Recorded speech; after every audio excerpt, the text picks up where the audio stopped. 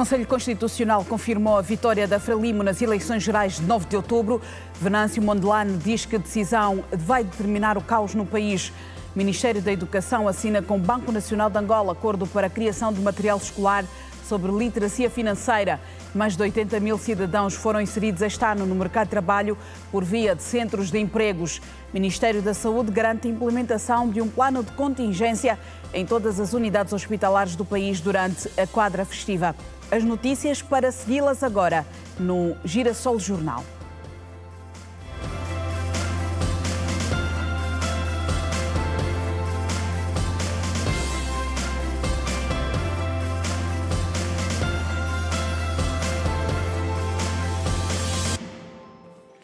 Muito boa noite. O Conselho Constitucional confirmou a vitória da Frelimo nas eleições gerais de 9 de outubro. De acordo com a decisão da instância judicial máxima de Moçambique, Daniel Chapo, candidato da Frelimo no poder, venceu as presidenciais com 65,17% dos votos e Venâncio Mondlane, candidato do Podemos, continua em segundo lugar com 24,19% dos votos. Acabou-se a espera e veio a confirmação. Daniel Francisco Chapo é o quinto presidente da República de Moçambique. A confirmação é fruto da validação dos resultados das eleições de 9 de outubro pelo Conselho Constitucional, apesar de irregularidades identificadas ao longo do processo eleitoral, como a própria instituição de justiça confirmou nesta segunda-feira. Daniel Chapo venceu o pleito com 65,17% dos votos. O Conselho Constitucional 1. Valida os resultados da eleição presidencial de 9 de outubro de 2024, conforme a tabela abaixo. Total de votantes, 7.238.027. Nome do candidato, número de votos e percentagem. Lutero Chimbirumbiro Simango, 272.736. Percentagem 4,02. Daniel Chapo, 4.416.306. Percentagem 65,17. Venâncio Antônio Bila Mondlane, 1.639.333. 24,19%. Ossufo Momad, 448.738, correspondente a 6,62%. 1. Proclama eleito presidente da República de Moçambique o cidadão Daniel Francisco Chapo. As reações não se fizeram esperar. As pessoas que são aqui proclamadas vencedoras não foram eleitas pelo povo, não refletem a vontade do povo. Tendo em conta todas as questões levantadas, que são a questão da discrepância e também a questão dos enchimentos, acreditávamos que o Conselho Constitucional decidisse pela anulação dos resultados.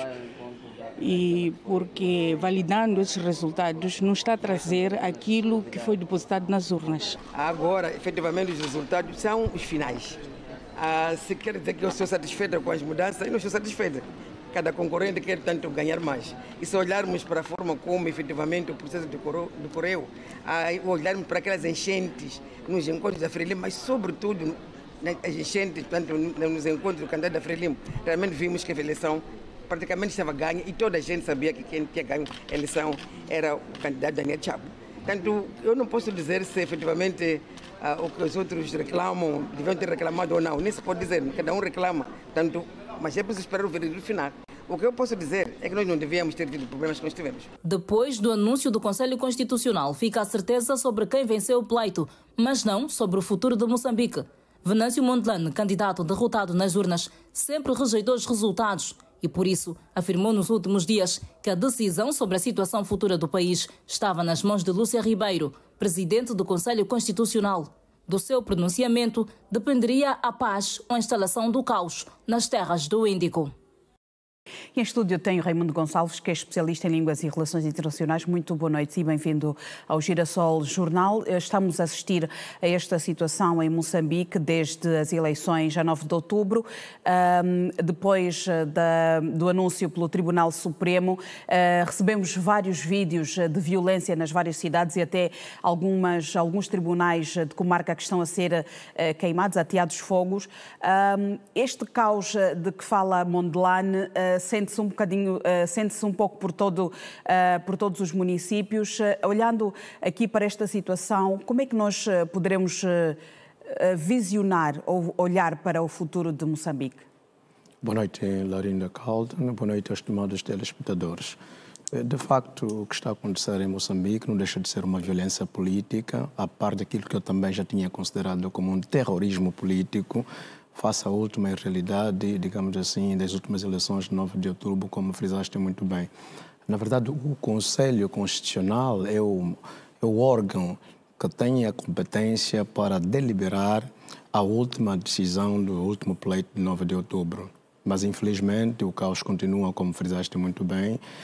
Se nós recordamos aquilo que Mahatma Gandhi pensava, que violência gera violência, é o que está a acontecer a essa altura em Moçambique.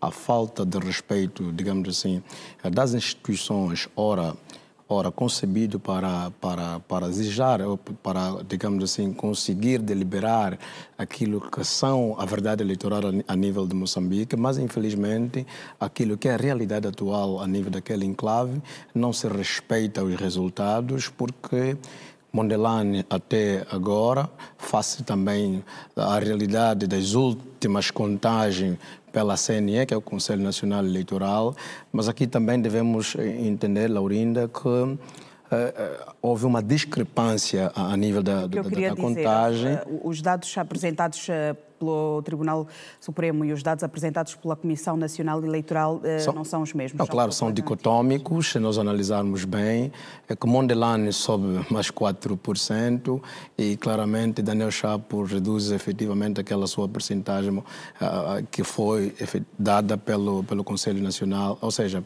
pelo Conselho Nacional Eleitoral. Mas aqui também o próprio Conselho Constitucional diz que essa discrepância não são suficientes para não deliberar o resultado final. Mas penso eu, a essa altura, o que se precisa a nível de Moçambique é mesmo uma tranquilidade, mesmo, digamos assim, uma estabilidade política, porque se os fazedores da política não trazerem aquilo que nós consideramos como coesão popular, não trazer a autoconfiança aos liderados, aos populares, pode-se efetivamente agravar ainda mais esta situação. Mas é o próprio povo que está a sair à rua e que está a contestar os próprios resultados, que é o próprio, claro, que é incentivado por alguns líderes da oposição, tal como Venâncio Mondlane, que diz instalar-se o caos em Moçambique, caso a Frelimo vencesse, mas é o próprio povo que está também a sair, é o próprio povo que está também a reivindicar estes tais resultados. Laurinda, eu sou daqueles que penso que direito à manifestação são direitos fundamentais, mas não excessivos. O que não se deve fazer é o vandalismo, porque se nós analisarmos o que está a acontecer em Moçambique, deixou de ser uma manifestação pacífica. Estão a destruir as grandes infraestruturas, como banco, eu vi há bocadinho até mesmo um tribunal de comarca numa das cidades daquele enclave foi efetivamente destruído. E essa é a questão também do vandalismo. Uma coisa é você fazer coisa é vandalizar os bens públicos e depois, quando efetivamente a situação ficar acautelada, ainda haverá disponibilidade financeira para cautelar, digamos, essas infraestruturas danificadas. Aí nessa questão vão retroceder o país, vai-se procurar depois outros mecanismos que não vão, digamos assim, trazer uma questão muito bonatória para salvaguardar os interesses da coletividade. É aquilo que eu tenho estado a pensar em África, o que é que muitas vezes tem se perdido a nível do continente africano. Se nós pensarmos aquilo que o Aristóteles pensava em função da tricotomia dos poderes políticos, Aristóteles dizia que era preciso adequar os regimes políticos com os sistemas políticos de governo. O que é que acontece?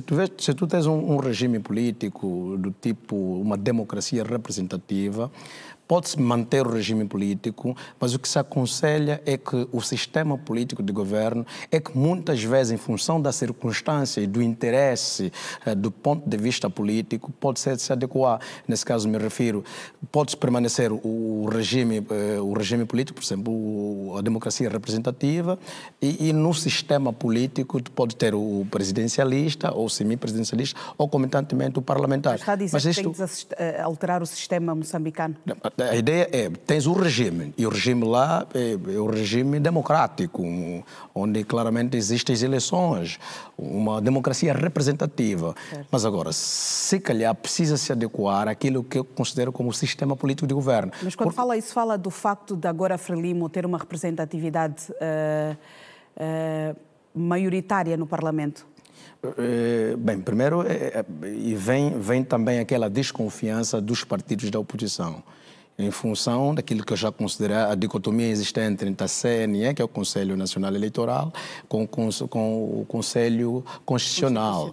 Este paradoxo existente na contagem, apesar que aquela instância, que é o Conselho, digamos, Constitucional, diz que não eram suficientes ou para remeter novamente as eleições ou, comentantemente, para banir os resultados ora fornecidos pelo Conselho Nacional Eleitoral. É aquilo também que se diz em África, é preciso que muitas vezes as instituições que têm essa robustez de organizarem os pleitos eleitorais precisam ter aquilo que nós consideramos como verdade política, a verdade eleitoral.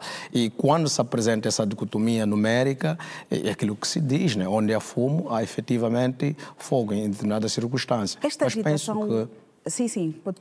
Mas penso que o que deve-se trazer mesmo é a questão da coesão nacional. O que deve-se trazer é pensar Moçambique numa outra dimensão. Não partir nesta violência política, não partir nesse terrorismo político que eu considerei, porque são muitas vidas a perderem, crianças, jovens, e é um país maioritariamente jovem, é um país que efetivamente vai precisar do seu capital humano, e com essa destruição dessas infraestruturas estarão aqui, digamos assim, defraudar aquilo que é o desenvolvimento sustentável do mesmo enclave. E esta agitação que nós estamos agora a ver na nossa tela pode significar uma grande oposição ao governo da Frelimo? Mas claro, e depois, o que me dá a entender, uma vez que o Daniel Francisco Chapo já foi consagrado o vencedor das últimas eleições de 9 de outubro, o que eu pude analisar em função dessas últimas destruições face à realidade dos resultados, ele pode entrar como presidente, mas pode-se aplicar aquilo que nós em política chamamos de desobediência civil. A desobediência civil surge quando um determinado líder tenta ordenar o seu povo e o povo não obedece. Infelizmente, essa é a minha grande preocupação, que o Daniel Chapo vai à presidência da República, toma efetivamente o poder, assim como foi dito pelo Tribunal, ou seja, pelo Conselho Constitucional, mas infelizmente será que vai conseguir governar com alguma coerência? Será que este povo haverá, digamos assim, sapiência suficiente para cautelar este caos? Infelizmente, o que me preocupa é a questão mesmo da desobediência civil, porque vejamos, desde as primeiras datas ou desde os primeiros resultados dessas eleições, em função também das primeiras manifestações, Moçambique baixou significativamente a sua economia. Moçambique está a entrar efetivamente naquilo que nós podemos considerar uma falência técnica. Até a minha grande preocupação é que este povo de Moçambique pode passar de pagar impostos como deveria ser, porque hoje se diz que os governos são mantidos em função dos impostos, e se existir essa violência política que nós estamos a ver a nível de Moçambique, pode depois defraudar aquelas políticas públicas que pudessem salvaguardar os interesses nacionais. E, infelizmente, penso eu, se continuar com esse caos, poderá que até o próprio governo não vai conseguir nem pagar os salários a nível daquele enclave que é Moçambique. E qual é que é a saída para uma situação como esta? Estamos diante de uma insubordinação, como disse, social. O presidente vai tomar posse a 15 de janeiro. Até lá, como é que prevê esta situação de Moçambique? Eu sou daqueles que penso, Laurinda, as políticas, elas só são salvaguardadas quando existe a coesão nacional. E quando a política interna de um determinado Estado entra em caos, pode efetivamente dificultar a política externa. O que é que com isso quero dizer? Quero dizer que é necessário que as organizações internacionais, e como também, se nós analisarmos a nível da CPLP, São Tomé, a essa altura, é o país que está na veste da presidência da CPLP, já apresentou, digamos assim, o seu manifesto com relação a este caos. Uma das saídas é a questão do diálogo, é a questão da promoção da paz, é a questão da conversação. É preciso que os líderes políticos, a nível daquele enclave que é Moçambique, precisam sentar em uma mesa e tratarem esta situação de uma forma mais cordial. Mas um dos líderes que está a comandar, digamos, toda esta convulsão social, teve de fugir do país por uma questão de segurança. Nós vimos mesmo que o seu advogado, penso eu, terá sido morto. Como é que se fazem conversações com uma pessoa que até neste momento tem muita aceitação pelo povo e não está no país para fazer esta conversação e para estes acordos e se terminar com estas violências nas ruas? Fizeste muito bem, o Venâncio Mondlane, o seu advogado, que era o doutor Elvino Dias, que morreu em função dessa violência política que nós já frisamos a nível de Moçambique, fez com que veio a famosa teoria do medo. Quando efetivamente as pessoas muito ligadas a ti morrem de uma forma bárbara e sem explicação, sem efetivamente uma justiça apurada, claro que qualquer um, a par de ser homem, também é constituído pelo medo. E Venâncio Mondlane, fizeste muito bem, não se encontra naquele enclave, está até agora em parte incerta. E como também a Laurinda disse, que ele tem alguma aceitação do ponto de vista, digamos assim, da política interna. Porque é aquilo também que se diz. A Frelimo é um partido que governa Moçambique aproximadamente há meio século. E vejamos, Moçambique é um país que tem muitos problemas do ponto de vista da sua economia, se debate com a questão da corrupção. Moçambique muitas vezes não tem estado a conseguir acautelar a questão das políticas públicas. Aquelas políticas públicas estão muito ligadas à questão da biopolítica, aquelas políticas versadas à dignidade da pessoa humana. E Moçambique tem também uma população maioritariamente jovem que tem estado a se debruçar com a questão da falta de emprego. É aquilo que se diz, nós analisarmos o caos existente na rua, essa aceitação que frisaste muito bem relativamente ao Venâncio Mondlane que tem para com aquele povo, é maioritariamente dos jovens. E infelizmente eu sou daqueles que penso que a questão de partir pela violência não deve ser a melhor forma de resolver os conflitos. Daí a questão da promoção da justiça, a questão da promoção da paz, o diálogo efetivo. E penso eu que... Mondlane tem este desafio nas mãos. Tem, eu penso que... Não, Mondlane não, o Chapo. O Daniel Chapo, apesar que também é um elemento de prova a nível da Frelimo, se nós analisarmos o seu repertório do ponto de vista acadêmico, o Daniel Chapo é jurista de formação e também já governou a província de Inhambane. É uma pessoa que tem, de facto, alguma experiência do ponto de vista governativo, mas o que precisa não é somente a questão do Daniel Chapo. O Daniel Chapo é o líder e o líder não governa por si só. É a Frelimo que tem este desafio. É a Frelimo e também vejamos a essa altura. A Frelimo, do ponto de vista dessas eleições, as eleições a nível de Moçambique, quem sabe, que são eleições gerais, onde a par de eleger o Presidente da República, elege-se também os governos provinciais e concomitantemente elege também os deputados. A essa altura a Frelimo tem um número maior de deputados a nível da Assembleia, terá a mais facilidade de aprovar as leis que poderão salvaguardar os interesses nacionais, mas também aqui é uma questão que se levanta. levanta. É preciso que a Frelimo procure trabalhar em conjunto com os partidos na oposição que têm efetivamente assentos parlamentares no sentido de acautelarem este caos. Porque vejamos, Laurinda, se continuar esse caos, Moçambique poderá não salvaguardar um dos grandes empecilhos que eles têm estado a viver. Nesse caso, me refiro à questão do terrorismo vivenciado a nível da província mais a norte, que é o Cabo Delgado. Penso eu, a parte dos problemas endógenos que o Moçambique já tem, essa questão que eu me refiro com relação ao terrorismo, e concomitantemente com esta crise política, se assim podemos considerar, a nível daquele enclave, pode ainda comprometer os interesses estratégicos, aquilo que tem a ver com a questão dos interesses nacionais versus a realidade popular. Raimundo, vou agradecer a sua presença. Muito obrigada por cá estar e estarmos a analisar esta situação em Moçambique, que está cada vez mais preocupante. Pelo menos chegam-nos relatos de situações extremamente complexas de violência nas ruas. A população está a atear fogo até a instituições como tribunais de comarca, uma questão que nós vamos também continuar a acompanhar aqui na rede Girassol. Vamos olhar para outras matérias. O Ministério da Educação assinou nesta segunda-feira um acordo de cooperação com o Banco Nacional de Angola, que visa a criação de materiais escolares sobre literacia financeira e a sua inserção no plano curricular no ensino primário e também secundário.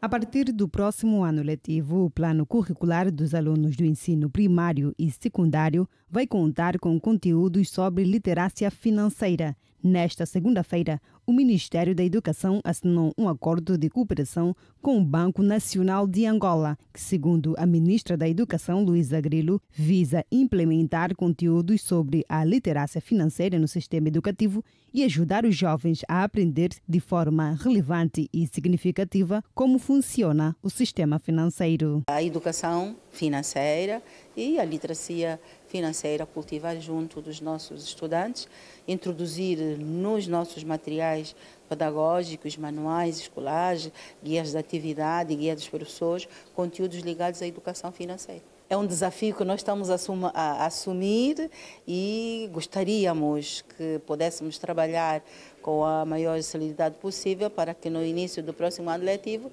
pudéssemos ter já um novo material com estes conteúdos. Luísa Grilo sublinhou também que a introdução desses conteúdos no sistema vai permitir que as crianças e jovens possam estabelecer uma relação consciente e equilibrada sobre a gestão do dinheiro. Eu penso que o caminho é esse, educar as novas gerações para que elas comecem a entender o valor das coisas. E se elas souberem efetivamente como utilizar corretamente o seu salário, basicamente é isso, e as economias que vão juntando, eu acredito que é muito mais fácil nós combatermos a pobreza. Combater a pobreza também, às vezes, tem a ver com a forma como nós gastamos o que ganhamos. E assim as crianças aprendem, desde cedo, a saber que não se gasta tudo o que se tem. Precisamos sempre de pensar no amanhã.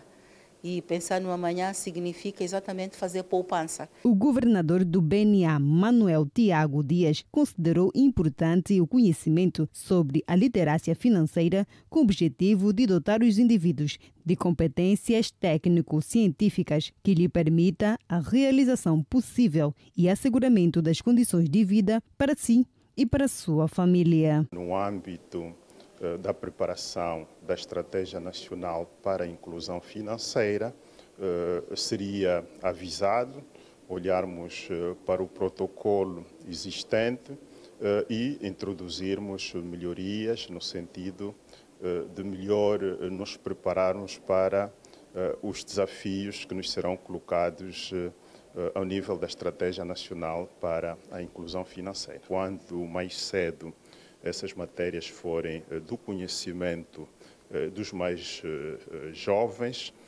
a expectativa que podemos ter quando eles atingirem a idade adulta, ou pelo menos a aptidão necessária para a abertura de contas bancárias e lidarem com o sistema financeiro, será muito maior. destacar que os conteúdos temáticos serão introduzidos de maneira transversal e as disciplinas escolhidas para o efeito são língua portuguesa, língua inglesa, história e matemática. Mais de 80 mil cidadãos foram inseridos este ano no mercado de trabalho por via de centros de empregos, pelas empresas privadas e agências privadas de colocação. Dados apresentados hoje pelo Ministério da Administração Pública, Trabalho e Segurança Social durante o balanço das atividades realizadas este ano. O balanço foi apresentado pela ministra Teresa Rodrigues Dias, onde destacou as ações nos domínios da Segurança Social, Instituto Nacional de Emprego e Formação Profissional, Escola Nacional de Administração e Políticas Públicas, Inspeção Geral do Trabalho e o Instituto Nacional de Qualificações. Teresa Rodrigues Dias referiu que dos mais de 80 mil empregos, 70.110 foram gerados pelas empresas. Foram inseridos no mercado de trabalho 81.331 cidadãos, dos quais 9.549 por via de centros de emprego, 70.510 pelas empresas e 972 pelas agências privadas de colocação. O Grupo Técnico Multissetorial para o Tratamento dos Dados Numéricos para o Mercado de Emprego apurou 213.483 empregos gerados administrativamente, vínculos criados pela economia e destruídos 6.098, prefazendo um total líquido de 207.385 empregos. De formas a facilitar a inserção dos nossos jovens no mercado de trabalho, a ministra da Administração Pública, Trabalho e Segurança Social, Teresa Rodrigues Dias, disse ainda que o Serviço Integrado de Atendimento ao Cidadão, SIAC, atingiu 80% da meta e arrecadou para a conta única de Tesouro mais de 3 mil milhões de kwanzas. Relativamente ao SIAC, Serviço Integrado de Atendimento ao Cidadão, o atendimento de mais de 2.791.052 utentes, representando 80% da meta prevista, que é de 3.500.000 utentes. Como resulta da prestação de serviços públicos e administrativos aos cidadãos e às empresas, no ano de 2024, as subunidades da rede SIAC arrecadaram para a CUT, Conta Única do Tesouro, a quantia de 3.294 milhões de kwanzas. A Polícia Nacional do Ambo reafirma a prontidão para o asseguramento da quadra festiva. As ligações falsas ao número 111 do CISP é um dos assuntos que preocupa a corporação. Alguns cidadãos sabem da importância do número 111 afeto ao Centro Integrado de Segurança Pública, que em situações de emergência tem a linha à disposição. É um número de emergência que serve para acionar os serviços do CISP. Há situações que já, mas quando eu tentei contactar não foi possível.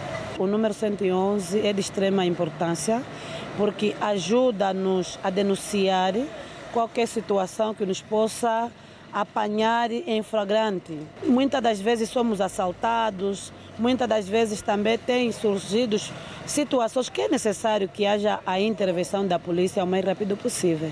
O comandante e delegado do Ministério do Interior mostrou-se preocupado com o uso indevido do número 111 afeto ao CISP, onde muitos cidadãos têm estado a ligar sem preocupações reais para o efeito. Para nós também, comunicação social, pudessem ajudar os órgãos de defesa e segurança, tendo em conta que nós temos o número 111 que se encontra no CISP e temos constatado de que 10 mil chamadas, 900 são verdadeiras. As outras chamadas são consideradas aquelas chamadas em que não têm interesse policial. Inclusive crianças têm feito esse tipo de comunicação. Eu acho que é uma prática errada. Por ser um serviço de emergência, tem que ser acionado sempre que for possível e necessário. Em caso de não necessidade, acho que não devíamos ter essa essa praticidade. Deve haver responsabilidade, porque o nosso agente da polícia tem muito trabalho, com ele não se deve brincar. Deve falar com sociedade e responsabilidade para que ele não esteja interrogado. Sabendo que ele é um número que nos dá segurança, teria apelado a estas pessoas que têm este hábito de dar um número às crianças para poderem usá-lo em brincadeira para que parem. Os órgãos de defesa e segurança no Ambo apresentaram os meios operacionais para prevenir e reprimir práticas criminais neste período. A Operação N24, para a presente quadra festiva, conta com mais de 4.000 efetivos, que estão de prevenção desde o dia 21 de dezembro. Estão conformadas as medidas que vamos usar nesta quadra festiva, tendo em conta de que a população do Ambo deve ser protegida, tanto elas como os seus bens, e pensamos de que todas as forças do Ministério do Interior e assim como os meios estão todos disponíveis para o asseguramento da quadra festiva. Os membros todos da Delegação Provincial do Ministério do Interior, acima de 4.000 homens. Quanto à fiscalização do trânsito e a segurança rodoviária. Numa fase como esta, é consabido de que na quadra festiva a tendência de muitos utentes da via é usarem bebidas alcoólicas. Temos os instrumentos todos para que façamos um trabalho aceitável na fiscalização dos automobilistas e não só, para que o número de acidentes reduzam substancialmente nesta fase. De transporte provinciais em Luanda registram um movimento intenso de passageiros nesta véspera da quadra festiva. Numa corrida contra o tempo, várias pessoas deixam a capital para reunir-se com os familiares no interior do país, enquanto outros chegam a Luanda para celebrar o Natal e a passagem de ano. A expectativa de momentos de alegria e confraternização em meio a filas, luta por bilhetes de passagem e longas distâncias de viagem são uma realidade. Sendo assim, há quem prefere vir a Luanda passar o Natal e festejar o Ano Novo. Cheguei agora de viagem, vim passar o Natal, as festas após o Natal, Ano Novo, e depois disso a gente também começa com as aulas e regresso do Lubango. Mas dessa vez decidimos passar o Natal com a família. É para passar o Natal com a irmã mais velha. Ela também quer conhecer. Também será aqui. Se por um lado uns vêm, por outro lado outros vão e acreditam que no interior do país também se pode passar a melhor quadra festiva ao lado da família, como disse o pequeno Nelson e o jovem Edivaldo, que vão para Malange. Quero ir passar Natal com a minha família. Que está a minha família, é a minha tia Janete e os meus primos. Decidi desta vez ir para lá para passar com outra parte da família. É mais ou menos isso. Então é a primeira vez que vais passar um Natal fora de Luanda? Não, não é a primeira vez. Então em Malange? Também não é a primeira vez. É o que disse, já estou desde 2017 que não vou para lá. Há quem já tem até a agenda toda preenchida e tudo organizado para festejar fora de Luanda. Tenho a agenda já agendada para a passagem de ano no Ambo e já estou com os ingressos na posse, então podemos descair, não tem como. Então lá já está tudo preparado? Já está tudo preparado, já está tudo organizado, os ingressos todos já estão organizados. Será com os amigos, será com bradas e espero que seja uma passagem de ano tranquila, feliz e que corra tudo bem. Este motorista desaconselha a viajar nos dias que considera serem de ponta, ou seja, de Natal e Ano Novo, para se evitar constrangimentos. Eu descrevo esse período como um período muito agitado. É um período muito agitado que as famílias querem passar a véspera de Natal juntas. Estão aqui em Luanda, estão aí para fora de Luanda, estão fora de Luanda, estão a vir para cá. Sinal disto é que temos visto a cidade capital do jeito que está, muito engarrafamento na via pública. Há 2 dias atrás ainda viajei para a minha terra natal, para onde eu vou agora, Kwanza Norte de Ondo, e dá para verificar muitos passageiros, muita gente indo, muita gente vindo. Não é? Para os passageiros, o meu conselho é não viajarem nos dias de ponte. Os dias de ponte são 24, não é? Outros mesmo 25, são os dias de maior fluxo, não é? Ou ir antes ou ir depois. Vai ir para o dia 25, vai para o dia 23, um pouquinho mais para baixo, e vai passar o dia 31, não vai no 31, vai no dia 29, 28, tem menos fluxo de passageiros. Entretanto, quer as pessoas viajem para outros locais ou não, a certeza é que com a quadra festiva a bater à porta, o movimento intenso nas paragens de transportes interprovinciais reflete o desejo de união familiar. Entre os dias da festa de Natal, cidadãos acorrem aos mercados e supermercados para compra de produtos para a ceia e a decoração do lar. Questões de ordem financeira, segundo os mesmos, estiveram na base da correria de última hora para os preparativos. Essa é apontada por muitos cidadãos como a razão que os levou ao mercado do quilómetro 30, em busca dos produtos em falta para o Natal, a também tradicional celebração da festa da família. Os agentes comerciais aproveitam-se e inflacionam o mercado, o que torna o bolso bem mais pesado. As compras para a ceia está tudo apertado porque o salário caiu tarde. Seria mais cedo, né? Estamos numa correria, amanhã já é dia 24. Só para simbolizar, para não ficar assim, para as crianças não dizer que em casa não teve nada, né? A vida que a gente vive, né? Está sendo difícil, levantamento dos valores, complicado. Nessa altura estou atrás dos frescos, já estou aqui faz tempo e até agora nem estou atendido.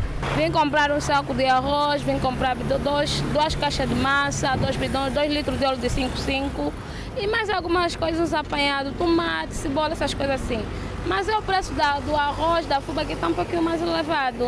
Em entrevista via internet, o economista Daniel Tendo aconselha na escassez de recursos financeiros que se tenha rigor nos gastos, ou seja, que sejam feitos tendo em conta o seu grau de prioridade. Para todas aquelas famílias que têm a cultura de reservas de emergência, que têm a cultura da poupança, é fundamental ou o momento ideal para utilizar estes recursos financeiros. Caso não tenham, o momento exige que para situações futuras precisa se acautelar isso, porque as reservas de emergência, as poupanças ajudam as famílias a evitar imprevistos financeiros, como é o caso deste atraso salarial. Para questões futuras, a nossa recomendação é que as nossas famílias tenham a cultura do empreendedorismo, fazer pequenos negócios que nesta altura da quadra festiva contribuiriam para complementar o orçamento, porque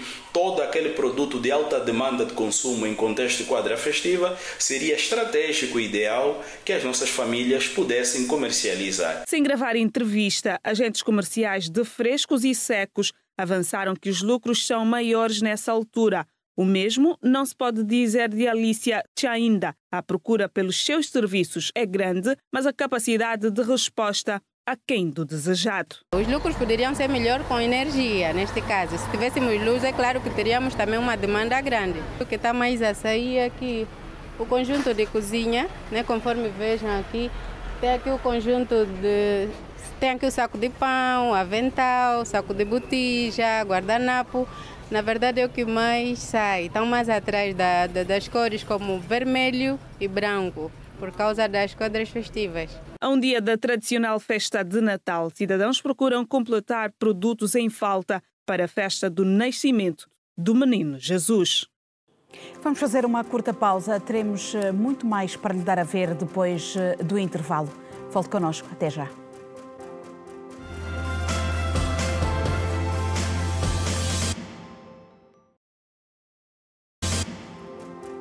Estamos de volta. A primeira-dama da República, Ana Dias Lourenço, realizou na manhã desta segunda-feira um ato de visitas e entrega de presentes às mães e crianças internadas no Hospital Materno-Infantil Zancote de Menezes, como parte da 8ª edição da plataforma Roda do Amor.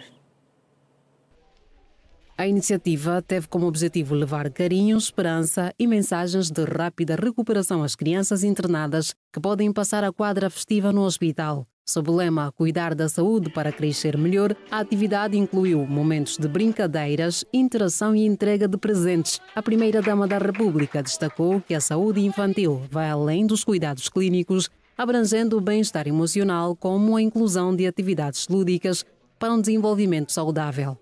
O objetivo das mesmas é o de ajudar cada criança e sua família a passar pelo período de internamento de forma mais tranquila, amenizando a ansiedade, e o stress que a hospitalização pode causar. Quero aproveitar este momento para agradecer os profissionais de saúde todo o apoio que têm prestado a esta iniciativa da Roda do Amor, especialmente por entenderem que a humanização dos cuidados de saúde das crianças também passa por brincar, rir, trocar olhares, cantar, como garantia de maior sucesso na sua recuperação. Um bem-aja a todos que doam o seu amor para minimizar a dor e o sofrimento das nossas crianças. Desejo a todas as crianças de Angola festas felizes, com muita paz, saúde, amor e alegria. Foram instalados cerca de 10 brinquedotecas em todo o país, espaços que são reservados para o lazer em situação de internamento nos hospitais. Foram instalados cerca de 10 brinquedotecas em várias unidades hospitalares no nosso país, que são espaços que servem para o lazer enquanto as crianças estiverem em situação de internamento. Desses 10, 7 estão instalados na província de Luanda, sendo que os 3 estão espalhados por demais províncias do nosso país. Ao longo desta Roda do Amor, a primeira-dama da República, Ana Dias Lourenço, olhou para a necessidade do alargamento de mais espaços como esses, como parte do processo de recuperação das crianças. Abraçando e apoiando o compromisso do Executivo angolano em melhorar as condições de assistência e cuidados de saúde para todos os cidadãos, em particular para as crianças, a Roda do Amor, com o apoio das direções hospitalares e do Ministério da Saúde, criou e apetrechou brinquedotecas em 10 unidades hospitalares e também em 3 províncias, respectivamente. A província do Cunene, Hospital Geral do Cunene, General Simeone Mukune, a província do Kwanza Sul, Hospital Geral do Kwanza Sul, Comandante Raul Dias Arguelles, e na província do Kwanza Norte, Hospital Geral do Kwanza Norte, Dr. Mário Pinto de Andrade. A atividade contou ainda com a participação de crianças de 3 lares infantis, uma das quais fez um apelo à primeira-dama, que refletiu na importância da continuidade de ações solidárias. Ela é uma mãe para nós e para mim a única coisa que eu tenho para lhe dizer é obrigado por tudo que ela já fez por nós, que ela nunca desiste de nos cuidar, nunca desiste de nos amar, dessa boa fé. A diretora do Hospital Materno-Infantil Azancó de Menezes, unidade que realiza em média 70 partos e 40 cirurgias por dia, reconheceu a relevância da visita da primeira-dama, destacando como uma iniciativa que simboliza os mais altos valores universais de solidariedade e amor ao próximo. Foi uma honra para nós recebermos aqui a visita de Sua Excelência a Primeira-Dama. Realmente galvanizou, como bem disse, quer os trabalhadores, quer as pessoas que estão aqui internadas. Foi um momento de reflexão, foi um momento de amor ao próximo, foi um momento de valores universais, o amor, a paz, a concórdia e principalmente respeito e amor ao próximo. A plataforma Roda do Amor, criada há 8 anos pela primeira-dama da República, Ana Dias Lourenço, reforça os valores como responsabilidade, compaixão e solidariedade. O Ministério da Saúde garante a implementação de um plano de contingência em todas as unidades hospitalares do país durante a quadra festiva. Nesta segunda-feira, a ministra Sílvia Lutucuta assegurou um alerta máximo para responder ao aumento de doenças típicas do período chuvoso, como malária, doenças diarreicas agudas e respiratórias. A ministra da Saúde, Sílvia Lutucuta, anunciou que o plano de contingência já está em vigor e visa preparar as unidades de saúde para responder de forma eficaz às demandas desta época festiva. E esta contingência também já iniciou. Todos os nossos hospitais a nível nacional estão de alerta máximo. Por um lado, temos as nossas doenças endêmicas, estamos no período de chuva, mais casos de malária, mais casos de doenças diarreicas e outras arboviroses, também algumas doenças respiratórias, mas no que toca à quadra festiva, queremos aqui fazer um apelo a toda a população deste belo país, de Angola, que estamos a entrar para a quadra festiva e queremos uma celebração segura e cheia de saúde. A ministra aproveitou para alertar sobre os perigos dos excessos no consumo de alimentos durante as celebrações que podem agravar as condições de saúde de pacientes com doenças crónicas e virais. Nós temos doenças como a hipertensão arterial, a diabetes, há pessoas também com outras doenças do foro cardíaco que não se compadecem com esses excessos e o que temos assistido todos os anos é um aumento de casos de acidentes vasculares cerebrais, diabetes descompensadas, temos doentes com insuficiência renal que também excedem-se e descompensam, para além de outras patologias e também as doenças diarreicas agudas. Também fazemos aqui um apelo para a conservação melhor dos alimentos e tenham cuidado com os excessos e com as misturas. No Hospital Materno Infantil Azancó de Menezes, uma das principais unidades de referência em Luanda, a direção confirmou que está preparada com uma equipa de prontidão e todos os meios necessários para enfrentar possíveis emergências durante o período festivo. Em termos de meios, material gastável e medicamentos, não há qualquer problema, estamos bem abastecidos. Para a quadra festiva não há nenhum tipo de problema desse género. Apesar da alta demanda, como vocês tiveram a oportunidade de ver, quer o número de mulheres que aguardam por consulta, quer o número de crianças, realmente a demanda é muito alta, mas o pessoal está motivado, está galvanizado e sabe que tem que cumprir o seu dever de ajudar o próximo. Além das medidas de emergência, Silva Lutucuta, que falava à margem de uma ação solidária promovida pela Primeira-Dama da República, Ana Dias Lourenço, destacou, por fim, avanços registrados no setor da saúde ao longo do ano, como a redução da mortalidade materna e infantil, a formação de quadros e a inauguração de 3 grandes unidades sanitárias em diferentes regiões do país. O Presidente da República espera ouvir da sua nova conselheira, Mara Batista Quiosa, ideias que tenham como base a resolução dos reais problemas das comunidades. Mara Quiosa foi hoje empossada ao cargo de membro do Conselho da República, em substituição de Luísa Damião.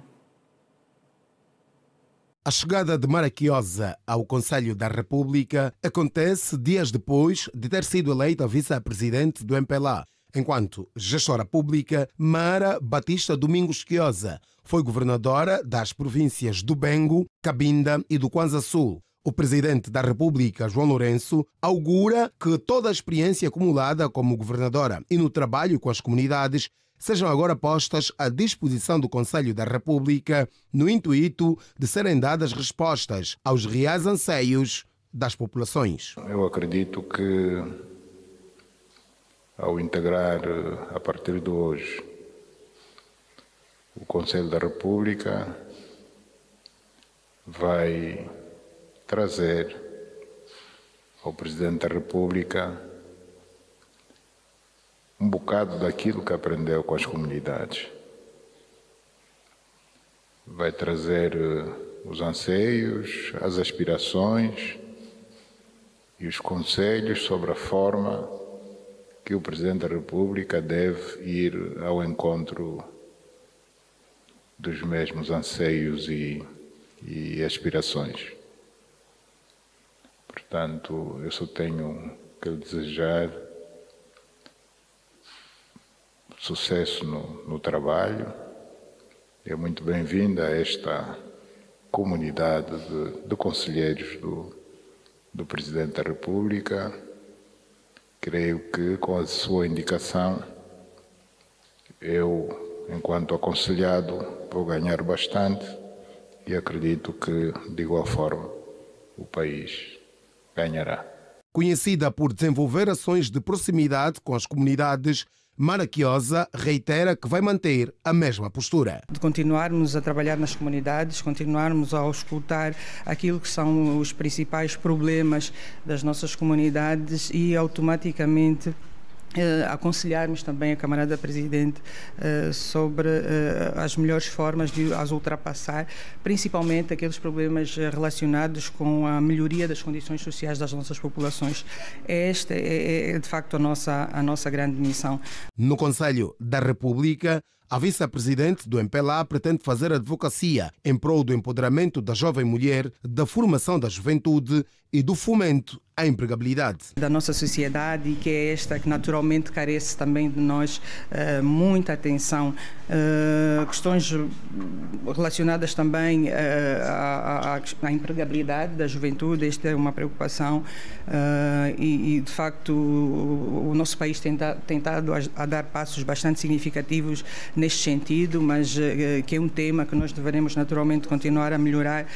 As questões relacionadas também à igualdade do género e a promoção da mulher, eu acho que são temas de também bastante interesse e que felizmente a Câmara da Presidente tem estado a dar também uma atenção bastante diferenciada, prestando naturalmente todo o apoio à questão da mulher, à questão da jovem mulher, dar nota do nosso compromisso e da responsabilidade que assumimos agora enquanto membro deste importante órgão, de que tudo faremos ali onde nós estivermos para contribuir com o nosso saber, com o nosso dinamismo, mas acima de tudo com o nosso comprometimento para com o povo angolano. O Conselho da República é um órgão colegial consultivo do chefe de Estado, no qual fazem parte a vice-presidente da República, a presidente da Assembleia Nacional, o Procurador-Geral da República, os líderes dos partidos políticos com assento parlamentar, a vice-presidente do MPLA enquanto partido que governa e ainda entidades da sociedade civil convidadas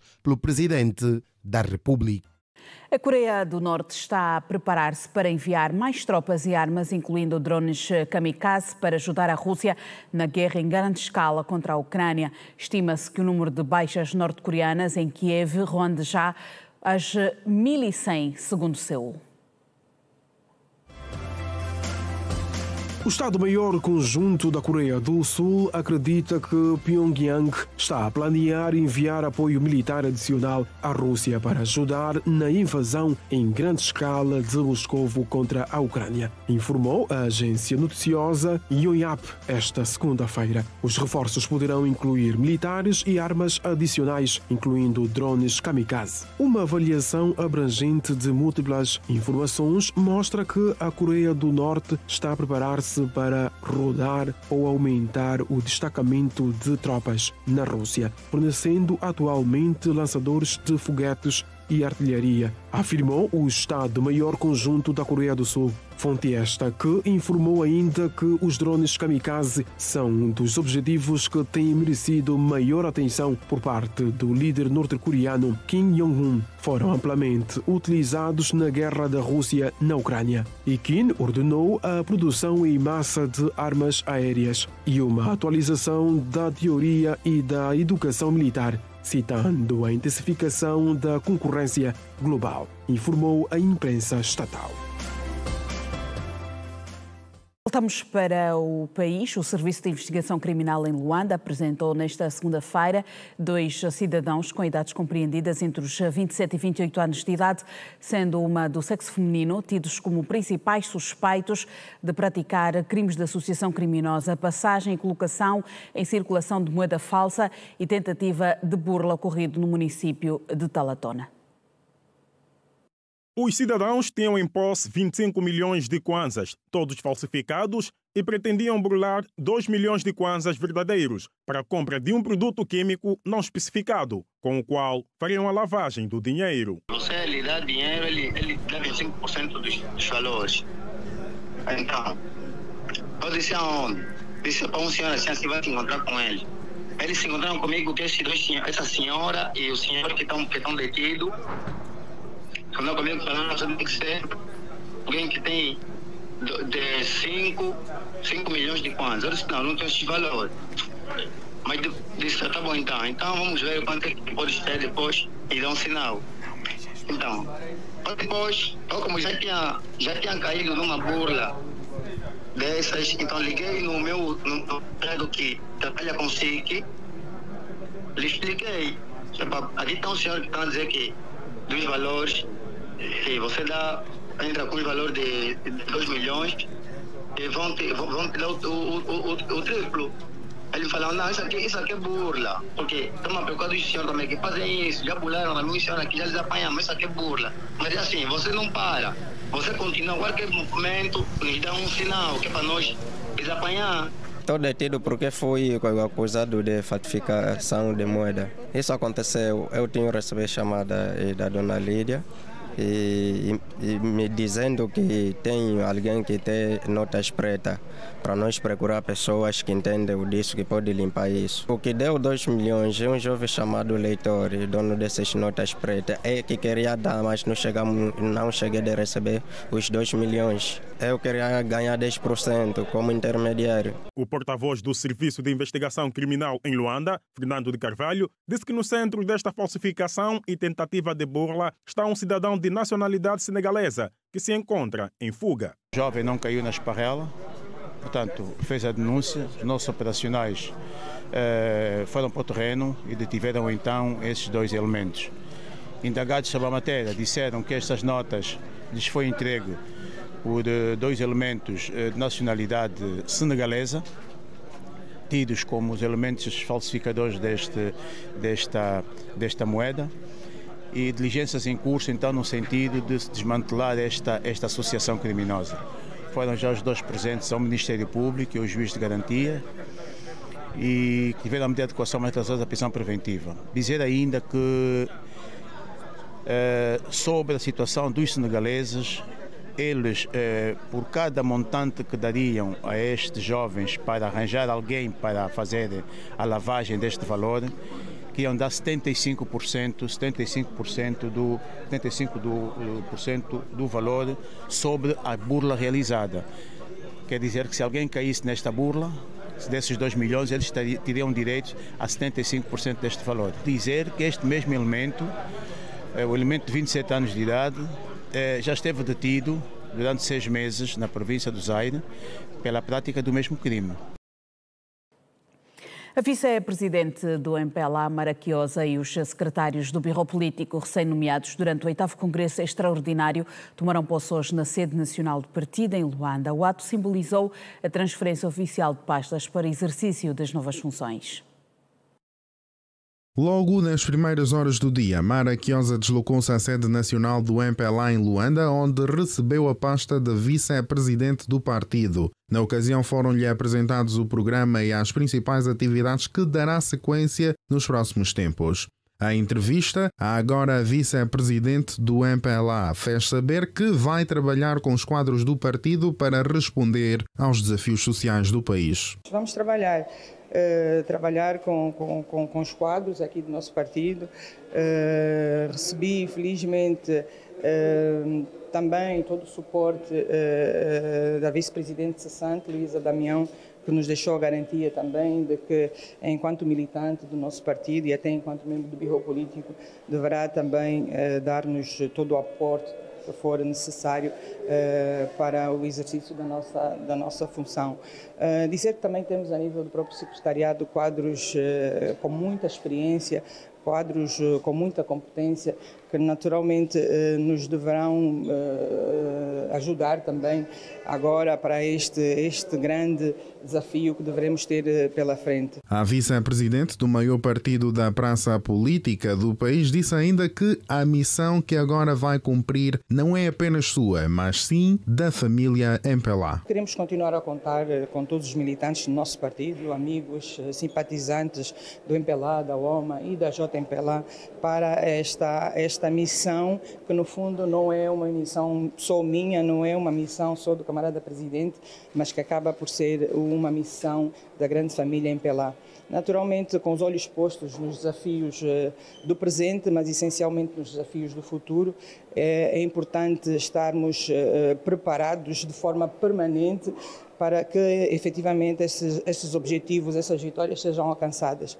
Nós costumamos dizer que as vitórias não se preparam no momento, elas acabam por ser preparadas ao longo do percurso, então é importante percebermos que precisamos de continuar com esta dinâmica para que, como disse, os grandes objetivos do nosso partido, que no fundo passam também pela melhoria das condições sociais das nossas populações. Além de Mara Quiosa, outros membros recém-nomeados para o secretariado do Biró Político receberam as suas pastas, a saber, Maria Idalina Valente, no Departamento para a Política Económica e Social do MPLA, Nádia Agostinho Monteiro, no Departamento para a Administração e Finanças, Pedro de Moraes Neto, no Departamento da Comissão de Disciplina e Auditoria. De recordar que os ajustes fazem parte de um processo interno do MPLA, alinhado à sua visão estratégica para enfrentar os desafios políticos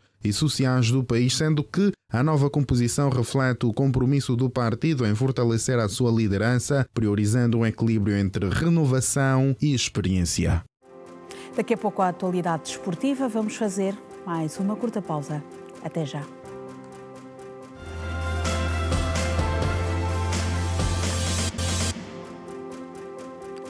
Fernando Alves Simões, eleito no passado dia 30 de novembro como presidente da Federação Angolana de Futebol, tomou posse nesta segunda-feira, garantindo a continuidade de Pedro Gonçalves.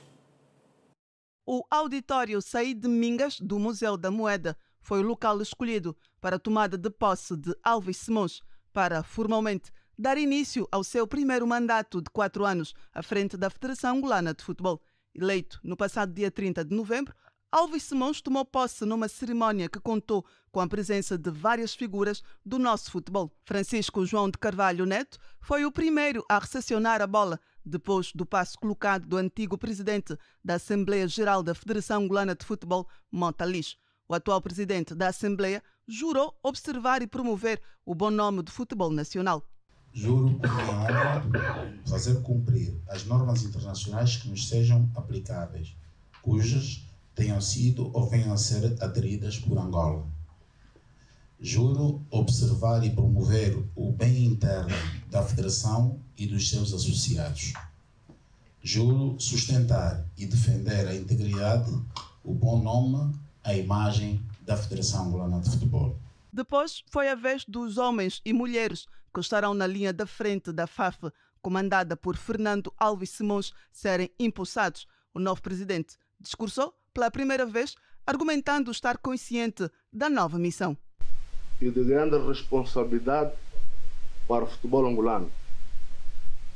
Aproveitamos para agradecer a todos pelo voto de confiança que nos foi depositado, com destaque para os clubes que subscreveram a nossa candidatura para a gestão dos destinos da Federação Angolana de Futebol para o quadriênio 2025-2028. Uma palavra de apreço aos demais concorrentes neste processo e sublinhar que o grande vencedor foi, sem sombra de dúvidas, a família de futebol de Cabinda Cunene.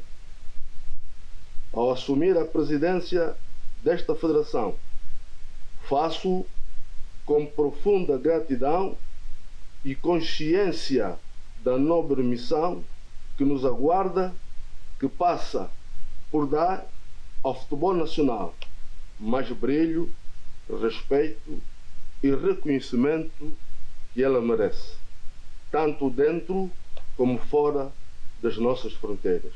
Quanto à permanência do treinador da Seleção Nacional, o presidente garantiu a continuidade de Pedro Gonçalves. Ninguém é intocável. Os resultados até agora ditam que Pedro Gonçalves deve continuar. Terá todo o nosso apoio. Já tive uma reunião com ele, já conversamos muito sobre isso. Temos é que dar agora todo o apoio para que ele possa desenvolver o seu trabalho sem sobressaltos. Fernando Alves Simões falou da base como foco para a promoção e desenvolvimento do nosso futebol. Sabemos que não há caminho para sucesso sem investimento nas bases. O futebol de formação, tanto como masculino e como no feminino, será o alicerce dessa nova era.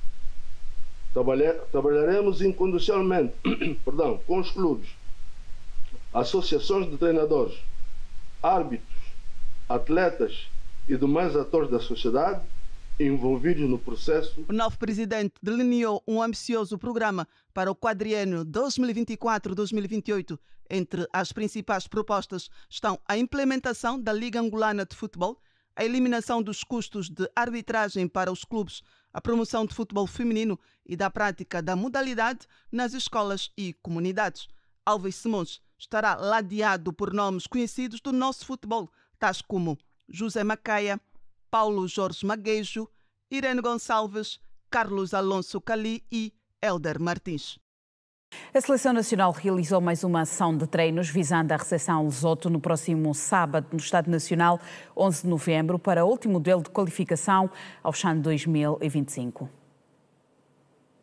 Depois de uma primeira mão bem conseguida para os nossos palancas negras no passado sábado, em Durban, África do Sul, os comandados de Pedro Gonçalves continuam a preparar o encontro da segunda mão, com foco na qualificação ao CHAN 2025. O tapete verde da Academia de Formação de Futebol de Angola, AFA, foi o palco do segundo dia de trabalho da Angola após a vitória no primeiro encontro. O keeper Rui, o indicado para falar à imprensa nesta segunda-feira, sublinhou que, no seio dos jogadores, o verbo mais conjugado tem sido o vencer. O grupo segue motivado e preparando aquilo que será a segunda mão, e temos o trabalho ao longo da semana para nos prepararmos da melhor forma.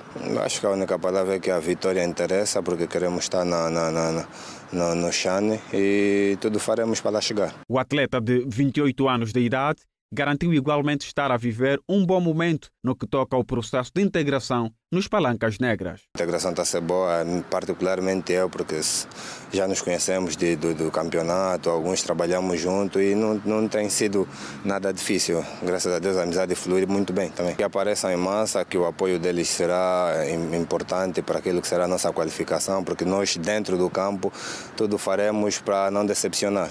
Recordo que Angola joga neste sábado frente ao Lesoto para o último teste de apuramento ao CHAN do próximo ano. Em termos de confrontos, a nossa seleção conserva maior número de vitórias, a última conseguida no passado sábado em Durban, África do Sul, por 2-0.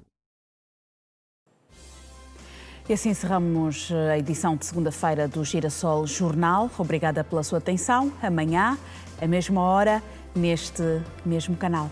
Passe bem.